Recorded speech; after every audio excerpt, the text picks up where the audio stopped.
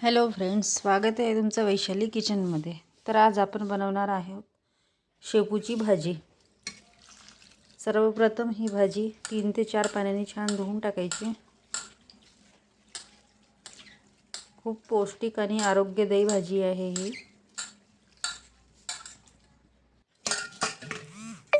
त्यानंतर धुतल्यानंतर ती एका भांड्यामध्ये काढायची.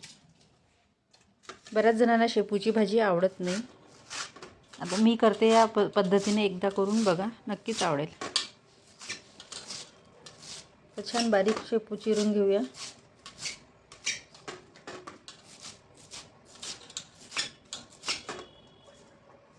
एकदम बारीक बारीक चिरायची, म्हणजे लवकर शिजल्या जाईल आणि दाताला पण लागणार नाही.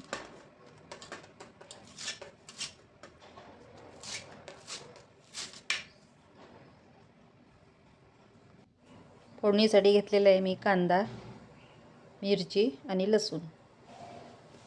चला तर मग रेसिपीला सुरुवात करू. सर्वात आधी कढई ठेवलेली आहे, त्यामध्ये तेल टाकलेलं आहे.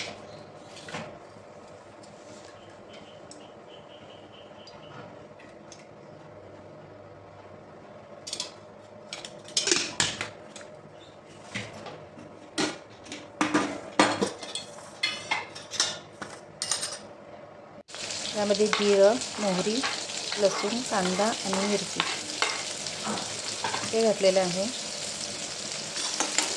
छान मिक्स करून घेऊया. कांदा थोडा लाल होऊ द्यायचा.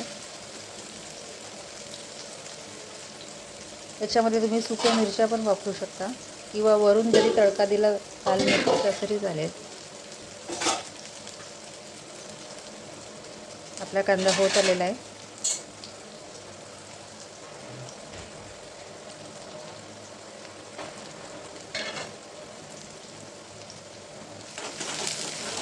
परत एकदा मिक्स करून घेऊ.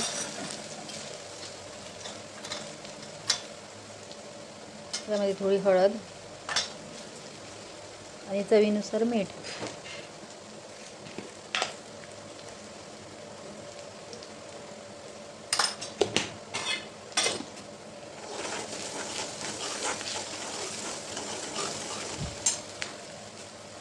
त्यानंतर ही भाजी घातलेली आहे.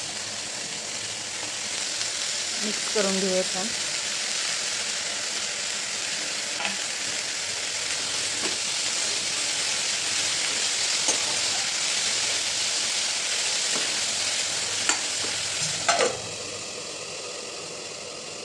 थोडी 2 मिनटं वाफ येऊ द्यायची. तर यामध्ये मी 2 चम्मच शेंगदाण्याचा कूट टाकणार आहे.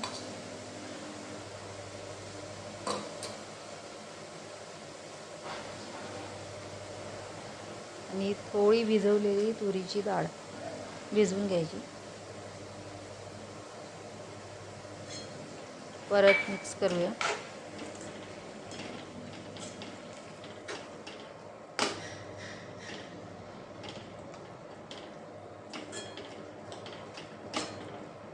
नंतर यामध्ये मी तांदळाची जी बारीक कणी असते ती भिजवून घेतली 1 चम्मच, ती टाकायची.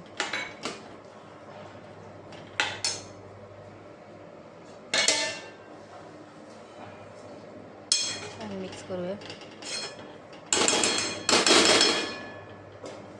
त्यावर मी भांडा ठेवलेला आहे. ताट असेल तर ताट ठेवा, परात असेल तर परात ठेवा आणि यावर थोडं पाणी टाकायचं. 5 मिनटं परत वाफ येऊ द्यायची.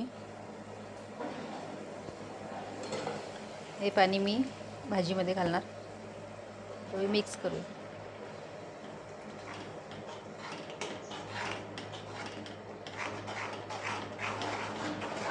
थोडी घोटून घेतली की भाजी एकजीव होईल.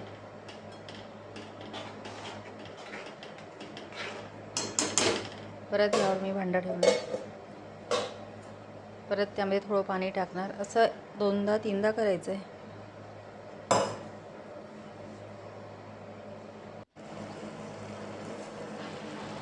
परत पाणी टाकणार आणि अजून भाजी घोटून घ्यायची.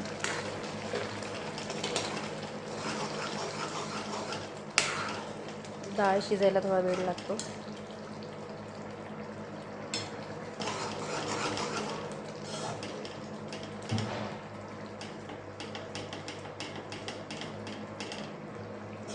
छान भाजी आपली मिक्स झाली.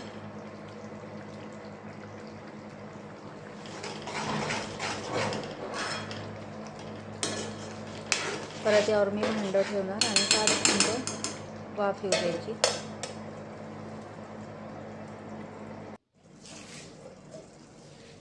बघू शकता आपली शेपूची भाजी तयार. अगदी सोपी आणि साध्या पद्धतीने. भाजीचा वास पण येणार नाही आणि लहान मुलंसुद्धा आवडीने खातील. एकदा करून बघा कशी आवडली आजची रेसिपी. Bye bye.